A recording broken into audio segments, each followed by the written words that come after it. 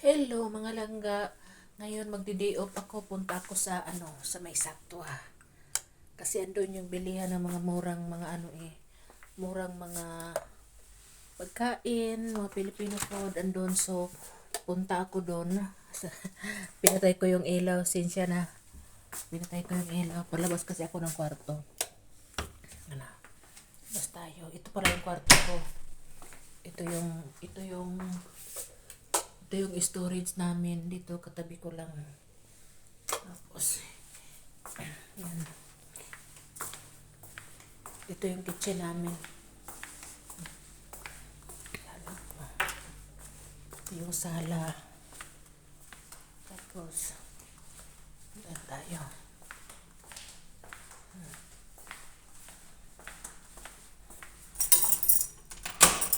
Wala akong payong kasi naiwan. So, ito na. Labas na tayo. Lalang ko itong pinto.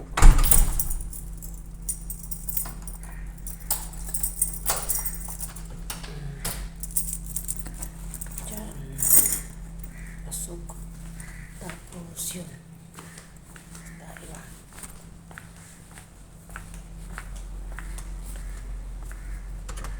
Basta ako ng bahay.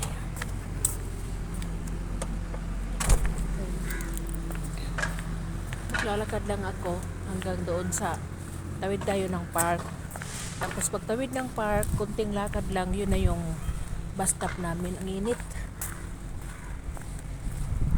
Ang init dito ngayon, pero mamaya pag gabi medyo malamig na kasi na siya ay magwe-winter. Ngayon lang talaga. Wala kasi akong payong. Ito yung mga bahay dito. Mainit talaga. Pero carry naman yung init eh. Kaya naman. Di talaga katulad ng init sa summer, grabe. Ito na.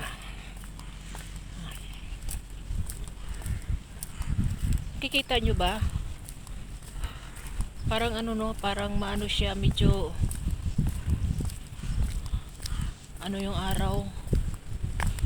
Sinsya na, hindi kasi ako expert mag video ng vlog. Kumaga lang ako, practice ba. Natutuwa kasi ako doon sa mga nagba-vlog. Yung habang naglalakad sila, nagba-vlog sila. Dito tayo, tawid tayo ng park.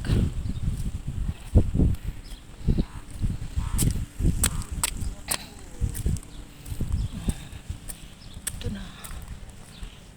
Ito na yung park.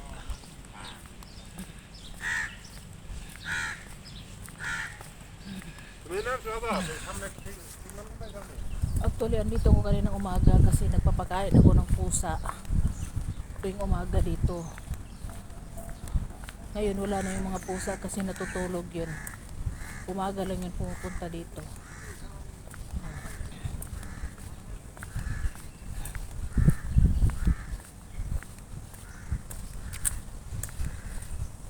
Maganda na yung weather, medyo mahangin siya na malamig. Kaso lang pag ganitong oras, medyo mainit pa rin. Pero okay lang, kaya naman. Kaya siya. Mamaya pagdating ko sa Satwa, magbibideo lang ako doon. Hindi naman yung talaga kasi natatakot akong doon kasi maraming mga taga dito eh. Baka kasi bawal. So, i-upload ko later yung kung yung Satwa. Alam mo yung Satwa, parang Little Manila yun eh. Maraming mga kababayan doon, maraming mga ukay-ukay. So sige, patayin ko muna ha, mamaya na ulit.